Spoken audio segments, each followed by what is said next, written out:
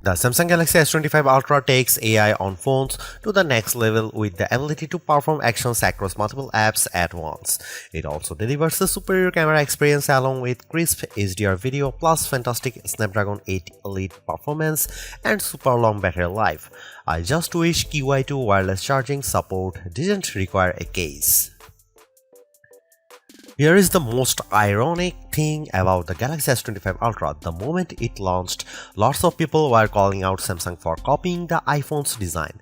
But after testing this device, I actually think the S25 Ultra is the closest Samsung has come to convincing me to ditch my iPhone. The 6.9-inch display on the latest Ultra is brighter, the cameras are more versatile and arguably just better. And the S25 Ultra is packed with smarter AI features I wish the iPhone 16 Pro Max had, like the ability to perform multiple actions at once across apps using just your voice. And it's all wrapped up in a design that, while phone-like, is lighter than its main rival. Samsung did cut some corners with the Galaxy S25 Ultra. The S Pen no longer has Bluetooth, and the newly added QI2 charging support forces you to buy a compatible case. No magnets here, but overall the performance, battery life and AI smarts on the Galaxy S25 Ultra add up to the best Android phone I have tested and possibly the best phone period. The Galaxy S25 Ultra has a release date of February 7 and it still starts at the same yikes-inducing starting price of $1,299 for 256GB of storage. You can upgrade to 512GB for $1,419 or 1TB for $1,659, but while pre-orders are still happening, you can get 512GB for the same price as 256GB and 1TB for usual 512GB price. Samsung is also offering up to $1,200 off, which includes up to $900 in instant trade-in credits and up to $300 in Samsung credits. As they say, haters are gonna hate, but I think some of the criticism around the Galaxy S25 Ultra's design being too iPhone-like is warranted. The sides are flat now just like the iPhone 16 Pro Max and the corners are rounded, which means the Samsung digs into your hand less than the Galaxy S24 Ultra. But I actually blame Samsung for not copying the iPhone enough. I am talking about the left and right edges of the design. They are too sharp for my taste and make the phone less comfortable to hold and use. Apple does a better job of beveling these edges so they are smoothed out. The titanium frame feels as sturdy as ever and the thinner bezels allowed Samsung to increase the screen size slightly from 6.8 to 6.9 inches. I also like the floating camera design on the back. It looks better than the iPhone 16 Pro Max's unsightly patch. Measuring 6.41 by 3.06 by 0.32 inches and weighing 7.69 ounces, the Galaxy S25 Ultra has nearly the same dimensions of the iPhone 16 Pro Max while being noticeably lighter than Apple's 7.99 ounces handset when I was holding both phones. The Galaxy S24 Ultra weighted in at 8.22 ounces while being slightly thicker 0.34 inches. The Galaxy S25 Ultra color options are not exactly wild. They are titanium black, titanium grey, titanium silver blue and titanium white silver. I tested the silver blue hue and I think it has just enough pop without being too in your face.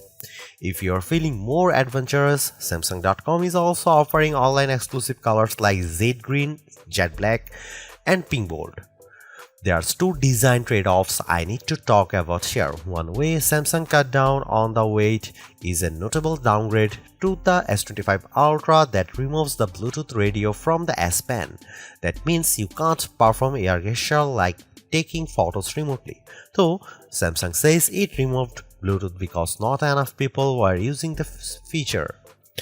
The second trade-off is that Samsung Galaxy S25 Ultra has half-aged QI2 charging support.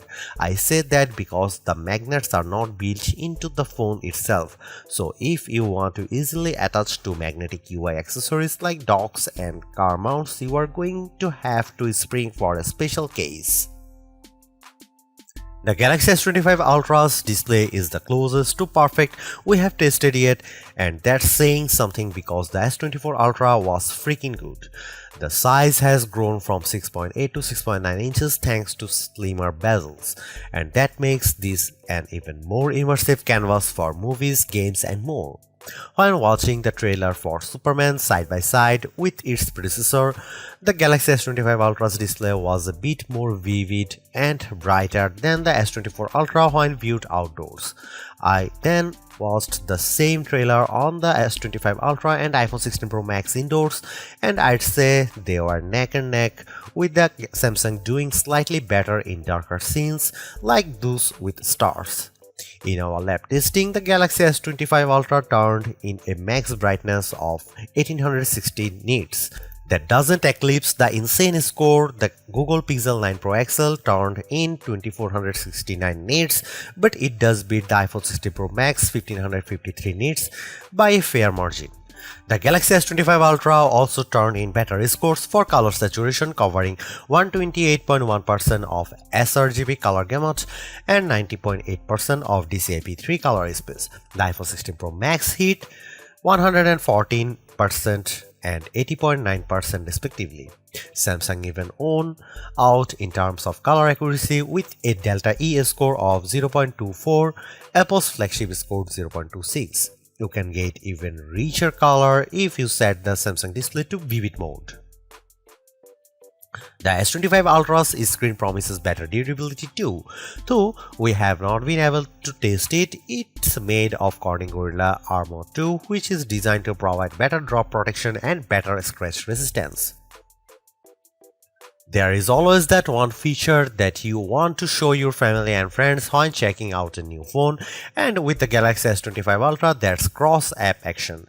With Google Gemini now deeply integrated into Samsung's flagship, you can accomplish multiple things at once using just your voice. For example, I pressed the side button on the S25 Ultra and said look up the date and time of the Oscars, and I add it to my calendar and then text it to Mike. The phone then looked up the info and I could see it connecting to Google Workplace to make the addition to my calendar. It then sent the text to my brother with the relevant info. That's pretty impressive, and it shows the potential of agentic AI on your phone.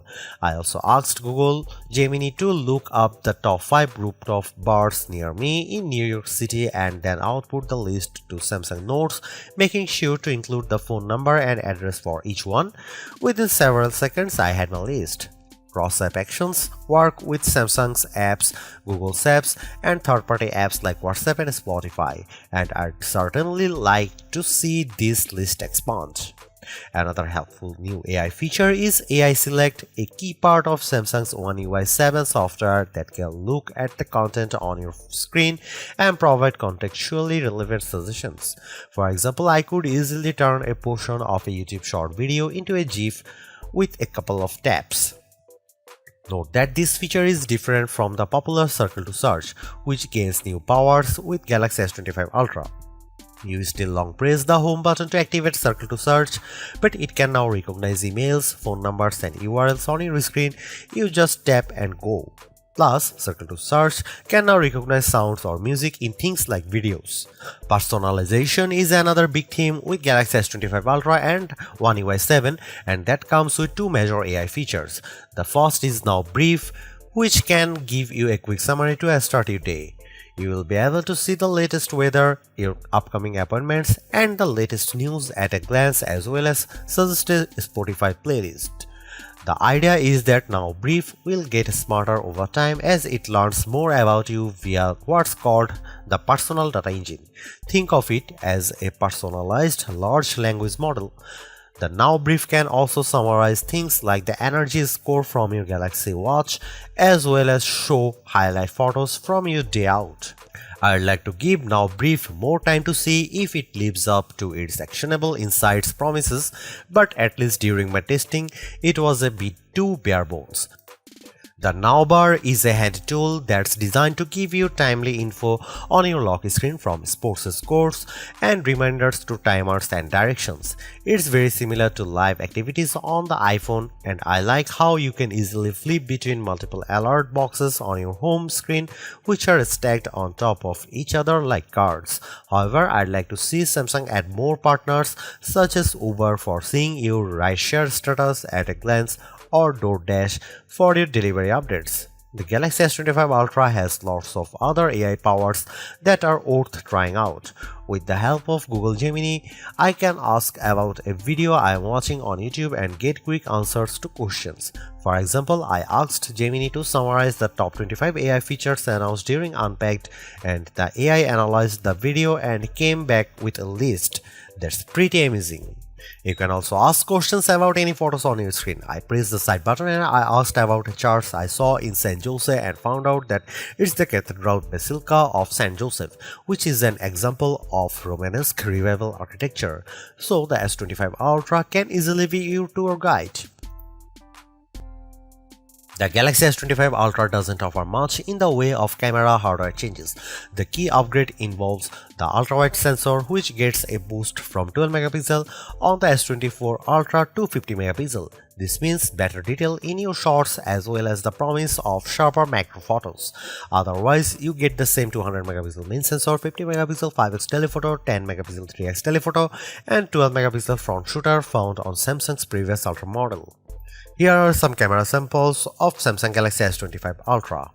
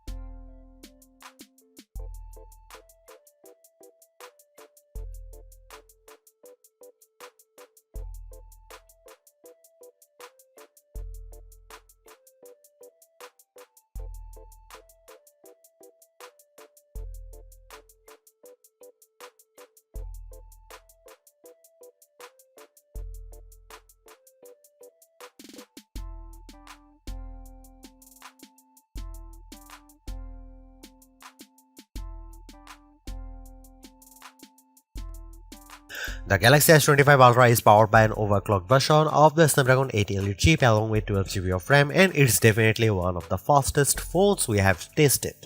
I flipped between over a dozen open apps, constantly dipping in and out of Chrome, Spotify, Photos and more, and the S25 Ultra remained silky smooth under pressure. The S25 Ultra is also a gaming beast. I enjoyed rock-solid frame rates when playing Diablo Immortal, even with over a dozen enemies on screen. When I unleashed my undead minions on some overgrown spiders while also brandishing my treasure, the gameplay remained fluid. The S25 Ultra beat the iPhone 16 Pro Max in some key benchmarks, but not at all. On Geekbench, which tests a phone's CPU, the S25 Ultra turned in a higher multi-core score but lower single-core score. But when it came to graphic performance, the S25 Ultra blew away the iPhone with a much higher frame rate in 3D Mark Solar Bay Unlimited test. If you are transcoding video too, the Samsung was a good 30 seconds behind Apple in our Adobe Premiere Rush test. It's not quite the longest lasting phone we have tested, but the Galaxy S25 Ultra certainly earns a spot on our best phone battery life test. On our battery test, which involves continuous web surfing over 5G at 150 nits of screen brightness, the S25 Ultra's 5000 mAh battery lasted an epic 17 hours and 14 minutes. That's about 30 minutes better than the Galaxy S24 Ultra, but about 20 minutes behind the iPhone 16 Pro Max. However, we enabled the lower power 60Hz screen mode on the S25 Ultra. This handset lasted an even longer 18 hour 35 minutes. The OnePlus 13 is the champ among current flagship as it endured for 19 hours and 45 minutes in auto mode with its 6000 mAh battery. In terms of charging speed, the S25 Ultra remains at 45 watt, which is faster than the iPhone's 30 watt speed but slower than the 80 watt supported by the OnePlus 13. A drained S25 Ultra reached 71% after 30 minutes of charging compared to 55% of the iPhone 16 Pro Max and 92% for the OnePlus. Sure, the Galaxy S25 Ultra is an iterative update, but Samsung has made big improvements where it matters most, including introducing AI features that will save you time and make your life easier. The ability to perform actions across multiple apps at once using your voice has the potential to change how we interact with our phones forever. But it's clear that Samsung needs to add more partners both for this AI agent feature and for things like Now Bar. I am less impressed with the Now Brief, and I wish Samsung had included QI2 magnets in the phone itself so you didn't have to buy a case to connect to magnetic accessories. But overall, I really like the Galaxy S25 Ultra. Its AI smarts, vivid display, mostly top-notch cameras, super smooth performance, and long battery life add up to a very impressive flagship, so impressive that I am tempted to switch to Android myself. Thanks for watching, see you in the next one.